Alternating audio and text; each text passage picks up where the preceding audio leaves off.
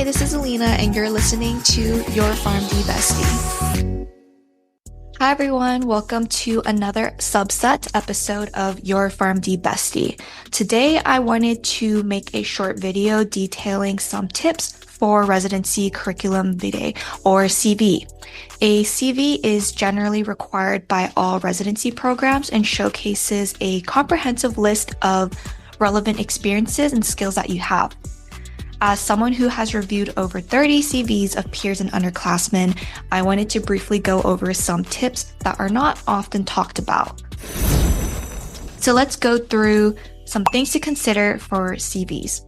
Number one, the most important thing that comes to mind when I look at a CV is formatting and structure. So everything should be consistent, meaning if you started off a section with the title of the job you were working and then your manager's name, that should be the format that you follow for all your other jobs or rotations listed.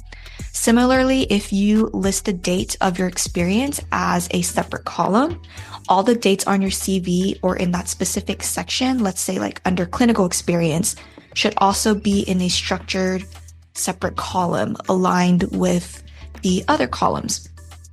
Some people prefer to use a table to help structure the columns for their CVs, which you can absolutely do.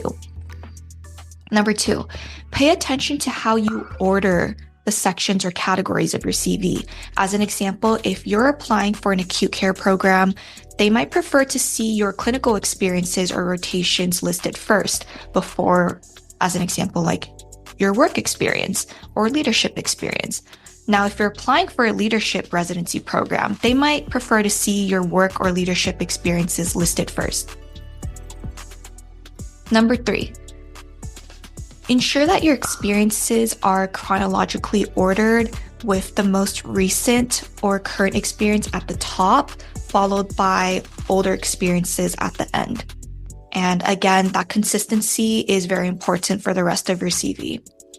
Number four, the hardest part about a CV is probably providing concise and yet informative bullet points for each experience.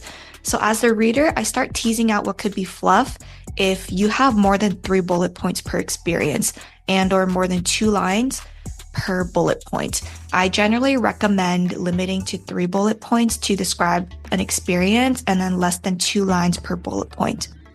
Number 5, when filling out the bullet points for each experience, try not to repeat the same type of experience or skill that you have already showcased under another experience. For example, let's say you had 2 jobs or 1 job and 1 rotation that both required you to complete medication reconciliations for patients. Now, if you mentioned that under one experience, save a bullet for the other experience. That way you can talk about something else that isn't repetitive, and you can also showcase a greater diversity of skills. Number 6. Similarly, try not to use the same verb for bullet points more than 2 times throughout your CV. This is more difficult than you might realize, so I would pay special attention to this. When I edit someone's CV or when I was writing my own, after I finished, I would search all the verbs that I used to make sure that I was only using it 2 to 3 times, or else imagine reading like line by line something that says managed blah blah blah blah blah, managed blah blah blah blah blah, conducted blah blah blah blah, conducted blah blah blah. You want some more variation in that. All right, number 7.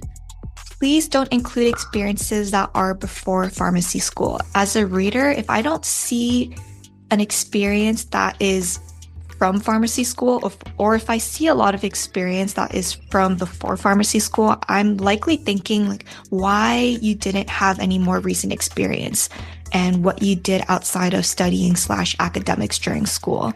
I'm looking for more well-roundedness in that sense. Number 8, professional presentations is usually a category or section in the CV, but this should only include presentations that are presented at conferences or a crowd that is not just your preceptor. So topic discussions may not count. I've also heard both cases of including a description or what the presentation was about and also not including it. Regardless of whether you include a description under each professional presentation you gave, be prepared to talk about it during your interview. If it's on your CV, it's fair game to be asked during the interview. Number 9, general references aren't needed in a CV if you're applying for a residency program through Forecast, since you already need to submit references through the portal.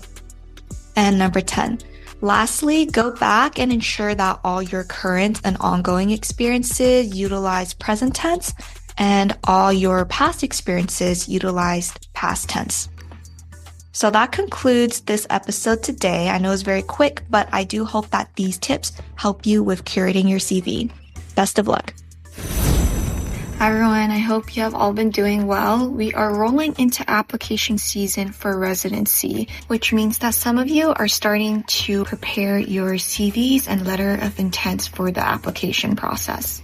I'll be sharing some free resources on my social media for anyone who is interested in applying this year and is going through that process. These resources will include ranking spreadsheets for when you're comparing programs that you're interested in applying to. This would be especially helpful if you're planning to attend some of the bigger conferences coming up, such as CSHP Seminar or ASHP Midyear, where a lot of residency programs from across the country come together to promote their residency programs. Other free resources that I will be sharing include CV templates and letter of intent templates. I will also be offering one-on-one paid coaching sessions. I've found it helpful in the past to have people look through my CVs and LOIs to provide feedback before I actually turn those in. So if that is something of interest to you, you think that it will be valuable, feel free to reach out to me, DM me personally, and I'll give you some more information on what that entails. I hope that you find these resources and tools valuable and helpful as you go through this application process. Best of luck, everyone.